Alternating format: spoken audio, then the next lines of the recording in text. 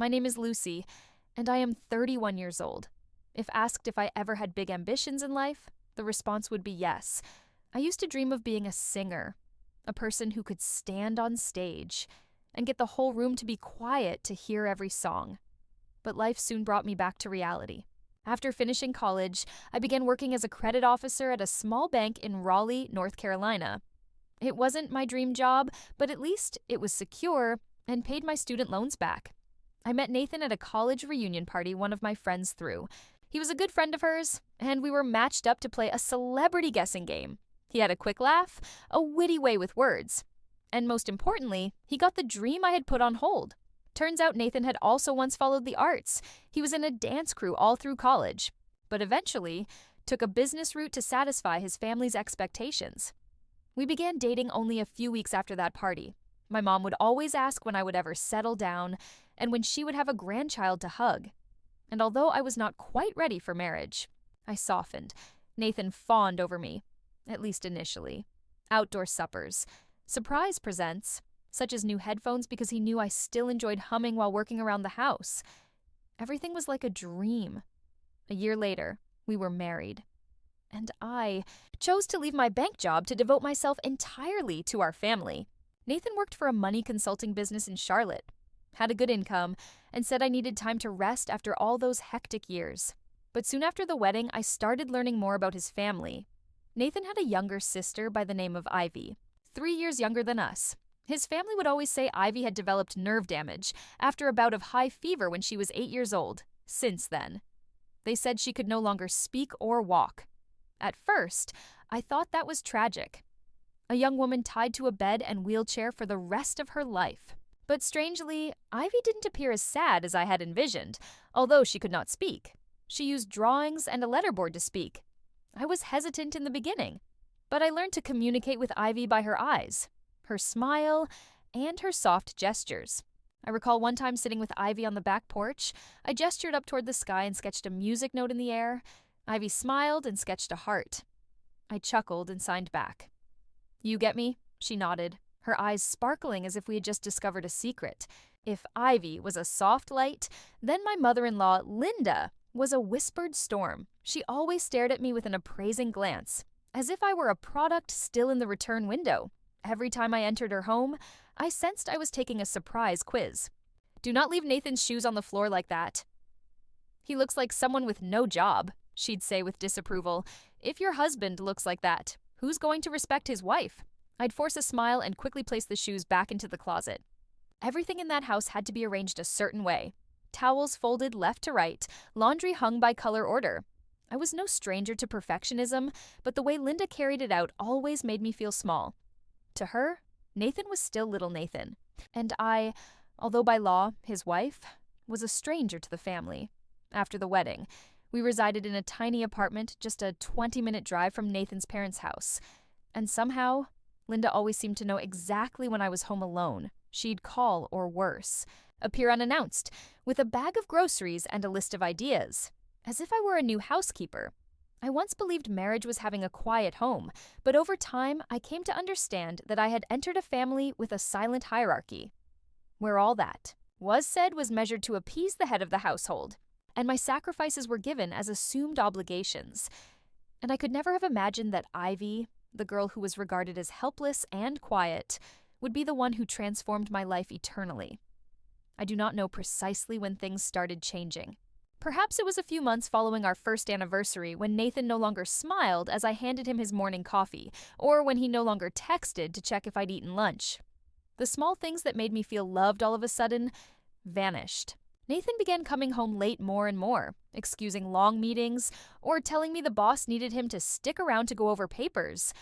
On those nights, I'd dine alone, gazing at my cold plate and telling myself he was just working. But eventually, the space between us became more apparent. When I probed, he steered clear. When I remained quiet, he did not call. As Nathan continued to distance himself, I began to drift towards Ivy. I went to see her frequently, and while initially my mother-in-law disapproved, I could not care. Each time I stopped by, Ivy would be seated by the window, her sketchpad in hand. She drew little houses, cats in hats, kites high in the air. In her artwork, I saw her soul, colorful, bright, and a lot more astute than anyone in the family had given her credit for. I began teaching myself sign language in the evenings, after Nathan was in bed or sitting at his computer. Initially, I learned only simple signs such as hello and thank you. But shortly, I comprehended more. It was more than a language. It was a connection between me and Ivy. Whenever we spoke with our hands, as if we were fleeing from a cold world where my mother-in-law's biting words still resonated in my ears. "I do not know why Nathan picked someone like you," Linda said one night when I had just assisted Ivy clean up her room. "Ivy may enjoy you, but that does not mean I do." I remained silent, not because I had nothing to say, but because I knew with Linda. Silence was the most obvious gesture of defiance. Each word she spoke seemed like an effort to correct me. And Nathan. He didn't defend me or argue with his mother each time I spoke of her sharp words. He shrugged. "That's just how Mom is. Get used to it." Finally, I ceased reminding him, and he ceased asking. One early fall evening with leaves beginning to turn gold, I arrived at Nathan's parents' home with a plate of homemade pumpkin bars. Ivy adored pumpkin bars, and I wished to surprise her, but upon stepping in, I noticed Nathan sitting in the living room with his mom both smiling, something I had not noticed him do around me for a very long time. "You're here tonight?" Nathan asked, not sounding the least bit pleased. "I made these for Ivy," I said softly, placing the tray upon the table. "You didn't say you'd be here." "No need to say so," my mother-in-law interrupted, her eyes icy. "Family members may drop by any time." It seemed cozy, but I knew it was not said to me. I approached Ivy. She was sitting beside the window as usual, but this time without sketchbook, just clenching a blue pillow tightly. She turned to look at me, slowly blinking as if to question. "Are you all right?" I gritted a smile and signed. "I'm fine." But in that instant, I noticed my hands shaking. That evening, when we returned home, Nathan hardly spoke. I hung up my coat and turned back to him and questioned. "Is there something you're not saying?" He winced. "What kind of question is that?" "I do not know. I just get the feeling that you're not here anymore." "Not completely." He sighed, gazing at the floor for some moments before speaking. "It's just work. Don't overthink it." There it was again. Don't overthink. I said nothing else, but I knew my instincts were correct. Something was going on in this family, and I once someone he loved, now like an outsider in my own marriage. Ivy was the only light remaining, but what I didn't know yet was that her light would be the one to expose all of the secrets that Nathan and his family had been keeping for all of those years. Approximately 3 weeks later, on a peaceful weekend morning, I was cooking breakfast when Nathan entered the kitchen looking uncomfortable.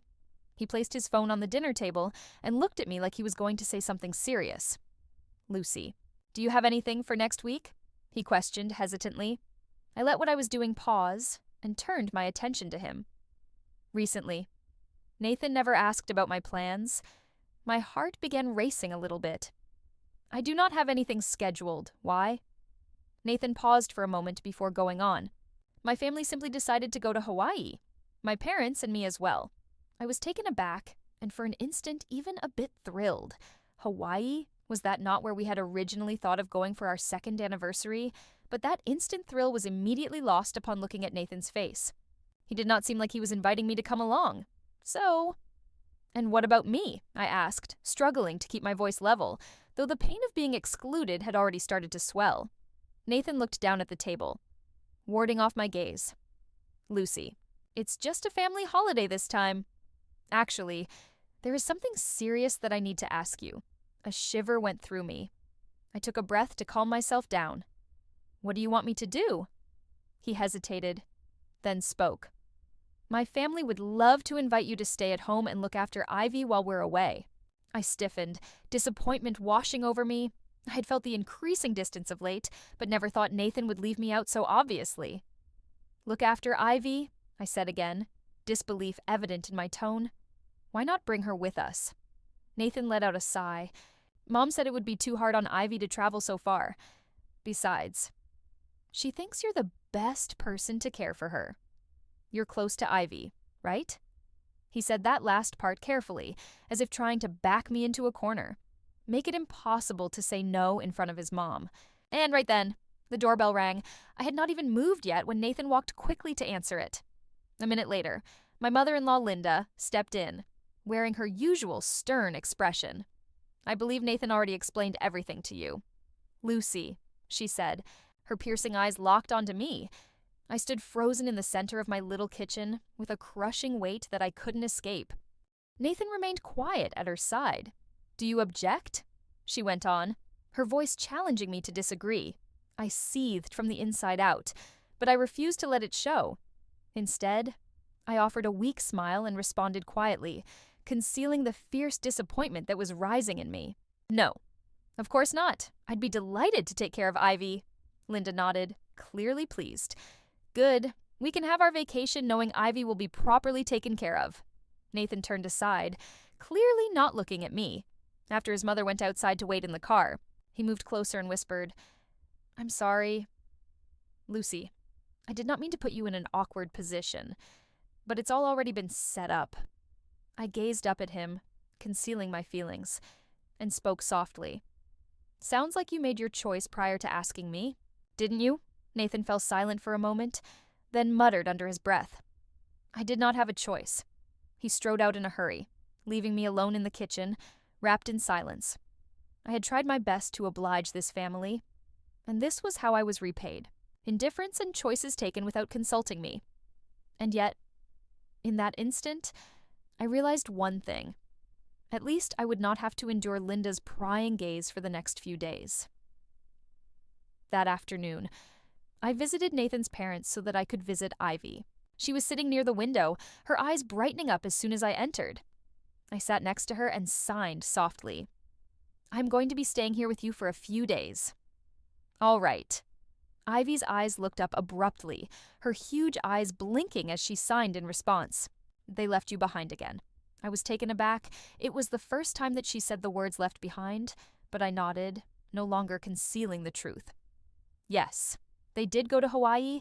Ivy just looked at me for a moment, then signed something that left me frozen. "We have plans, too. They'll be surprised." I gazed at her in shock. She just smiled, her eyes holding a mysterious twinkle I'd never seen before. And that's when I figured maybe Ivy was the one who really knew the secrets that this family had been keeping. And what she was about to tell me would demonstrate that being left behind this time could possibly be the chance I never anticipated. The next morning, I drew open the living room curtains at my in-laws' residence. Warm spring light streamed through the window, softening the room. The house was particularly quiet. Nathan's family had departed for the airport early that morning. No more Linda's gripes, no longer judgmental glances over the way I had swept the floor in the wrong manner. I had made a cup of coffee and taken it into Ivy's room in the same way I did every day. She was on her side, looking out of the window at the patch of lavender her mother planted last year. I knocked gently and entered. I had taken coffee. I had used the vanilla mixture you prefer. Ivy turned her head slowly, and what followed went on to turn my whole world inside out. She propped herself up into a seated position. I stood there rooted in place, eyes wide open. It was like someone had turned all the sound off in the room. My heart was thudding so vigorously I believed I was dreaming. "You, what are you doing?" I stuttered. Unable to keep my shock contained, Ivy softly laughed, then unbelievably spoke. Her voice was soft but firm. "Calm down. Don't freak out." I nearly dropped the coffee cup. "If you can speak, you can walk." She swung her legs out of bed, moving firm steps towards me. "No shaking. No fear. Absolutely stable. I never lost the power to walk or talk," she explained calmly. It had all been a performance, one that I'd had to maintain for years to safeguard myself. I was unable to speak. Memories came flooding back, pushing Ivy's wheelchair, cooing her after Linda's reprimanding. Had it all been an imitation? Why? I finally asked. "Why would you do that?" Ivy sat down in a chair and gestured for me to join her, and then she opened her mouth, her words even and clear. "I'm Nathan's half-sister. His father had me by his first wife, my stepmother, Linda. Never accepted me as family. After my father died, she was in complete control. I was a nuisance, something she had to put up with. When I had a fever at age 10, she didn't get me to the hospital on time. And she was the one who informed neighbors that I had brain damage. When I recovered, I remained silent. I couldn't believe what I was hearing. You acted all these years? Not forever. Only since I understood that the weaker I seemed, the less they cared. And the less care, the more independence I gained. She smiled. You alone looked at me as a human being, not as a responsibility, not as a burden. I sat there shocked. The parts began to connect. I remembered her knowing looks every time Linda lashed out at me. The quiet smiles, the subtle winks. All along, Ivy had been alert, watching, waiting. But why now, I asked. Why tell me this now? Ivy stood up, walked to the closet, and pulled out a small suitcase. Because we're going on a trip, she said, her voice unusually upbeat. You did not really think I'd sit around and watch them have fun in Hawaii, did you? My jaw dropped. You're going to Hawaii? She nodded firmly. Plane. Tickets. Hotel. Everything's us ready. And yes, you do have a ticket. 2. Dad left me some money when he died. I waited for the right time. I shook my head. Still dazed, Ivy regarded me more somber now than ever. Lucy, you owe it to yourself to see who Nathan and his mother truly are. You deserve the truth. And believe me, Hawaii is where things get different. I gazed at her eyes. No longer shy or passive, standing before me was a strong woman who had stayed in the shadows long enough, waiting for just the right moment. I took a deep breath. Maybe for the first time in months, I felt chosen. Not to serve, not to please, but to finally rise up and face the truth. I smiled. If you're ready, then so am I. Let's go. Ivy nodded, her smile blooming, and just like that, the journey began, not just to Hawaii, but to the truth of the marriage I used to think was serene. The flight departed early in the morning, shortly after sunrise. I sat next to Ivy in the economy class of a domestic carrier, still feeling a bit out of breath. Everything had transpired so quickly. Just yesterday, I had acquiesced silently to the role of being the one left behind. Now, I found myself flying to Hawaii with the sister-in-law everyone assumed was helpless. Ivy had a loose white top and plain jeans, hair pulled back, sunglasses on, appearing like any self-assured young tourist every now and then. She turned to share a teasing grin as though we were winning some sort of covert game known only to the two of us. Still dazed, Ivy leaned back as the flight attendant offered us drinks. I took a breath and shook my head. Not shocked, per se. Just I never thought things could turn around like this. Sometimes, she said, drinking her orange juice. It requires a shock to wake us up from a bad dream. I remained silent. She was correct. I'd been living in a warped dream for long enough, believing in love, in family, in what I thought was real. After almost 6 hours in the air, we touched down at Honolulu Airport under the hot sun. Ivy called a taxi she had booked in advance. This took us to a Waikiki beachfront resort. Luxury dot blue water. White beach, salty wind. Hawaii was stunning, but I was not here to rest. At the reception, everything had already been booked in Ivy's name. She quickly handed me my room key and nudged me to be silent since there were staff members around us. Once we arrived at our room, I could no longer contain myself. Ivy, where did you get money for all this? I asked softly. She removed her sunglasses, smiling with that same cryptic serenity. Dad left it up to me. I kept it intact, untouched until it truly counted. But your airline ticket, the hotel, the cab, all of that had to have cost a lot of money. Dad said to live for myself, and I feel like this is the time. I nodded. My gaze drifted out the window to the ocean. Where are we going to view them? Ivy produced her phone, opened up a restaurant reservation app, and presented it to me. Tonight, at 7 p.m., poolside restaurant. His mom reserved a table for 6 nature just like their family tour itinerary, and you're certain they don't know we're here? Affirmative. I reserved us in the same resort, but in a different building. They won't bump into us unless we want them to. We spent the entire day resting in the room, munching on fruit and crackers. Ivy said I should try to forget everything for a little while, but I couldn't help but keep thinking about what was going to happen. I felt like I was walking onto a big play. Only this time, I wasn't a silent audience member. I was the star character getting ready to take center stage.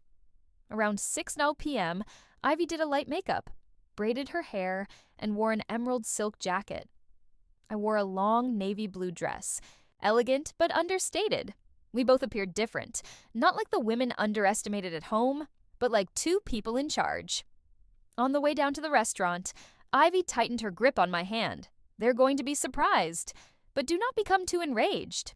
Let them reveal themselves. I nodded, my heart racing. As we reached the poolside restaurant, we concealed ourselves behind a stand of palm trees just a few steps from Nathan's family table.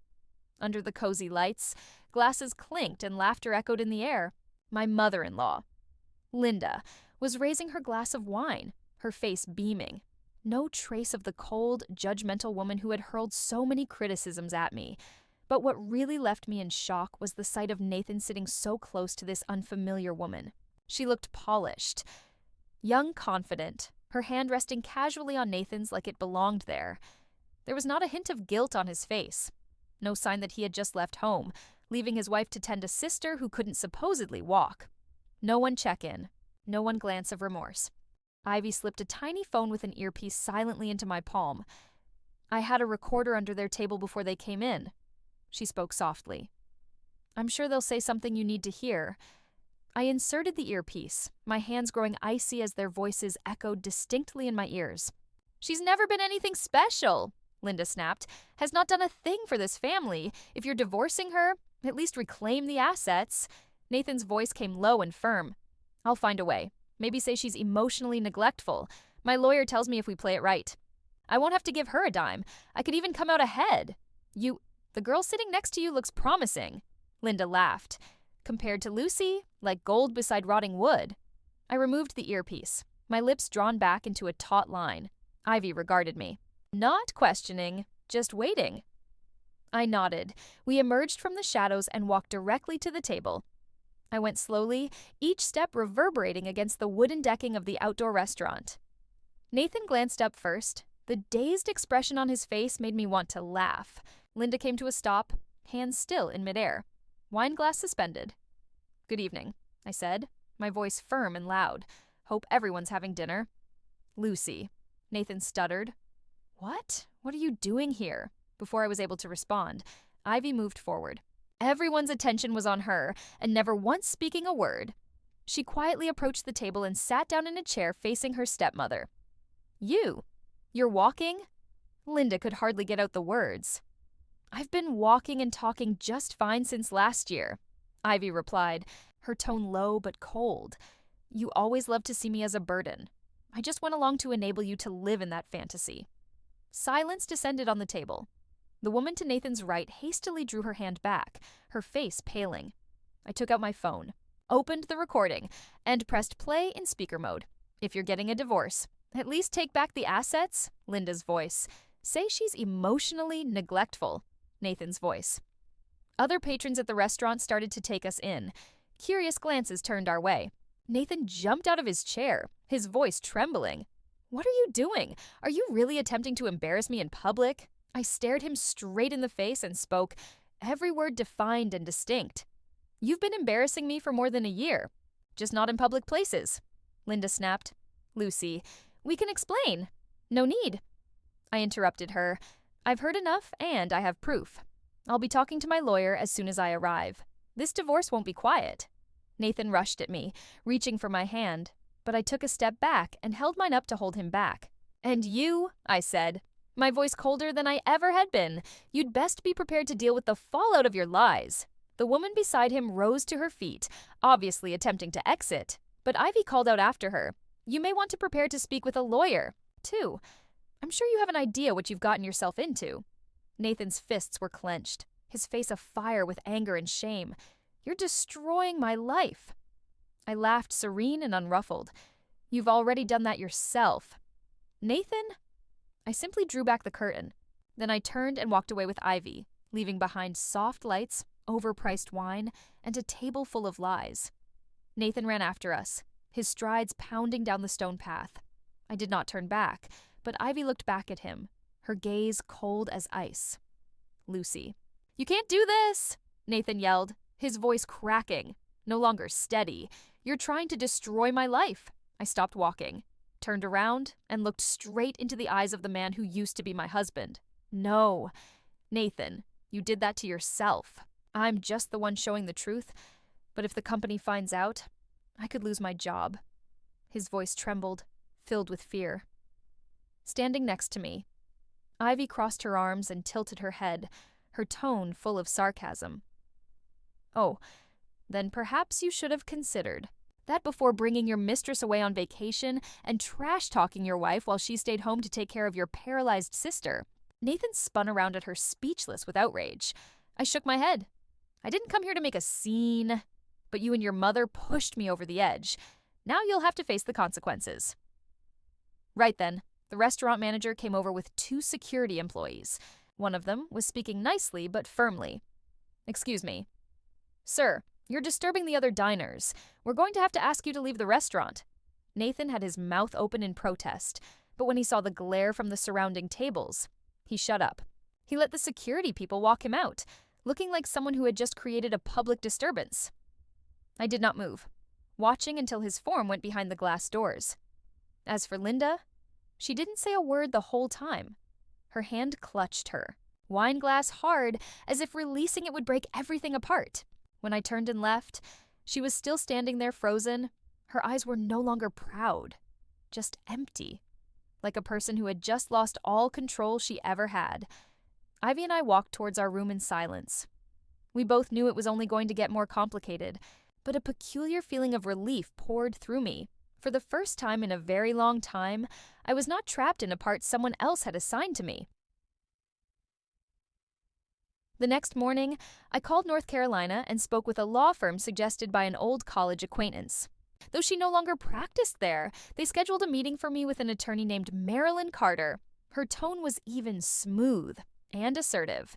It gave me confidence from the very first minute. I told her everything: the cold marriage, the blatant betrayal, the voice recording, and how Nathan took another woman on vacation while leaving me to care for Ivy.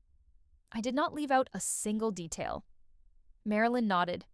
"You're entitled to file for divorce with clear evidence of infidelity, and given your husband's job status, we can also request post-divorce financial support. If that woman had a romantic relationship with him during the marriage, you can file a third-party interference claim against her as well." I paused, then said firmly, "I want to do everything legally possible to seek justice. We'll take care of the rest," Marilyn said with a reassuring smile. "And trust me, you're not alone in this." In the following weeks, everything moved quickly.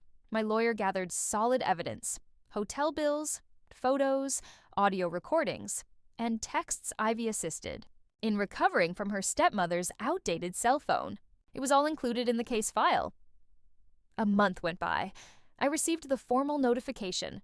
Nathan was ordered not only to split the marital properties, but also to provide spousal support for 3 years to come. In addition to that, the other woman, Malene Harper, was being sued for alienation of affection with a civil damages request when the first payment landed in my account. I glanced at the figure on the screen and didn't feel victorious. Instead, I felt like I'd gotten my voice back, not for the money, but because, at last, no one could measure my value.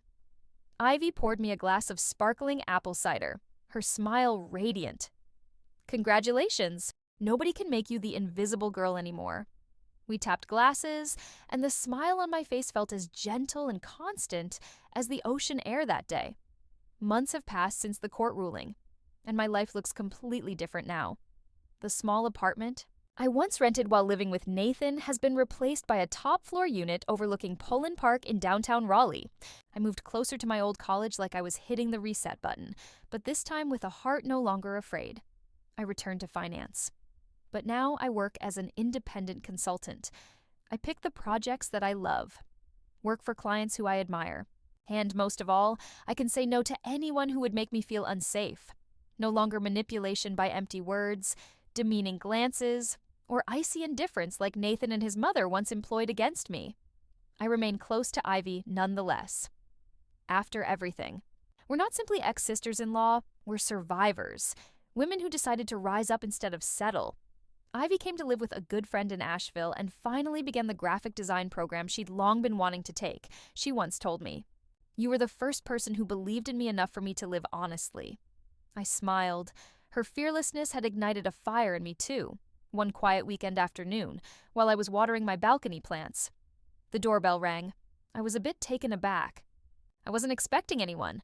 When I opened the door, I saw Nathan and Linda, both of them not looking anything like I remembered.